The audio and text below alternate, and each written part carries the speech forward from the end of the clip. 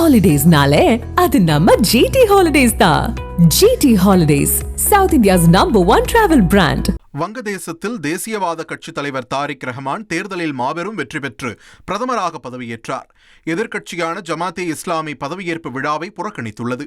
36 ஆண்டுகளுக்கு பிறகு வங்கதேசத்தில் முதல் முறையாக ஒரு ஆண் பிரதமராகியுள்ளார். 299 தொகுதிகளில் 212 இடங்களை கைப்பற்றிய தேசியவாத கட்சி கூட்டணி பெரும்பான்மையுடன் ஆட்சி அமைத்துள்ளது.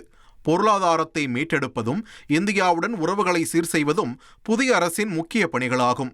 முன்னதாக நேபாளம், பூட்டான் நாடுகளுடன் இந்தியாவின் வடகிழக்கு மாநிலங்களைச் சேர்த்து தனது பிரியாவிடை உரையில் அந்நாட்டின் இடைக்கால பிரதமர் முகமது யூனுஸ் பேசியது சர்ச்சையை ஏற்படுத்தியது.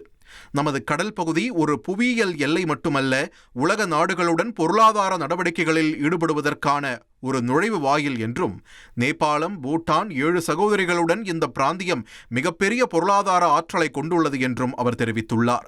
இந்தியாவின் பெயரை குறிப்பிடாமல் இந்திய வடகிழக்கில் உள்ள 7 மாநிலங்களை நேபாளம் மற்றும் பூட்டான் ஆகிய நாடுகளுக்கு இணையாக முகமது யூனுஸ் பேசியது சர்ச்சையாகியுள்ளது. Holidays-nale, அது நம்ம GT Holidays தான். GT Holidays, South India's #1 travel brand.